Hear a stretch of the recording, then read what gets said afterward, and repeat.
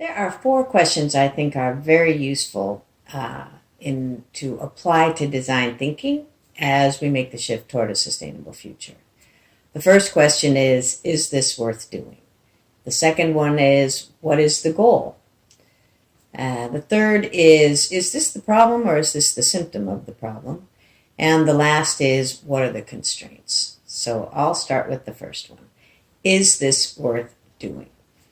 I see an awful lot of time and energy and excellent thinking applied to silly things, things that aren't going to make any difference or are actually making things worse. I think it's important to remember that adaptation is quite different than coping with decline. Some of the examples of excellent design thinking that I've seen result in things like new plastic grocery carts, things that the world definitely doesn't need more of. So I think the first question is this worth doing? The second question is, what is the goal? What's the aspiration? What is the preferred future that we're aiming for here? And I think Robert Fritz does a great job in his book, The Path of Least Resistance, to describe the importance of the aspiration and the role that it plays in creating movement. He describes it like this, and I have a little prop. He says, the aspiration is up here, the current reality is down here. And the further away the aspiration is from the current reality, the greater the tension. And tension seeks resolution. So there are a couple of ways to reduce the tension. Lower the aspiration, or as we like to say at the Cloud Institute, stick a nail in it up here, and then there's only one way to resolve the tension. The other thing that happens with tension is, besides the structural tension, is emotional tension. What if we fail? What if it doesn't work? And we have to be aware of that. And the other type of tension is the creative tension. How the heck are we going to get from here to here?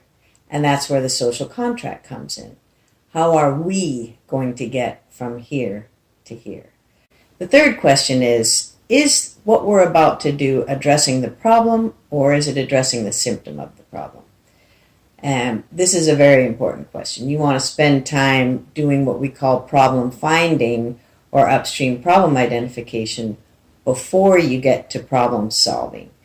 The reason you want to distinguish problems from symptoms right up front is that the more you treat the symptom, the more you make things worse and the more you create new problems.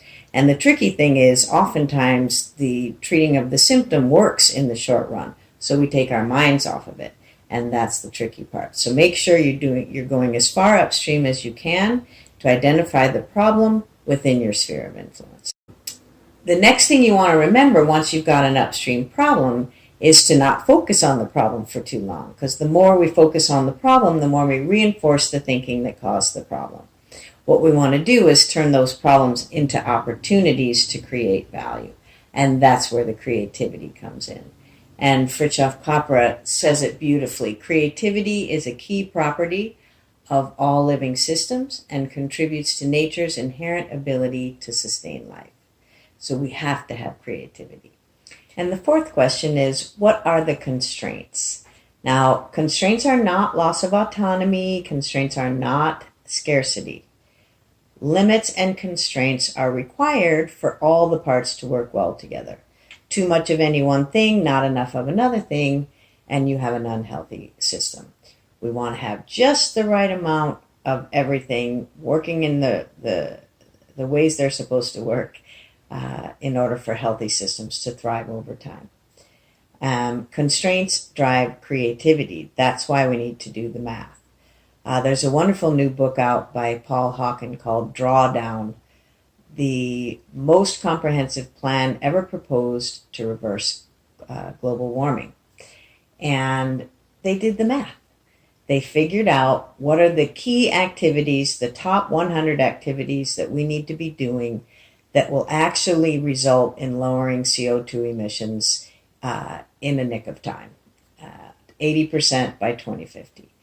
And they did the math, and they had folks from all over the world crunching numbers. And it's a wonderful example of using constraints to drive creativity to get where we want to go.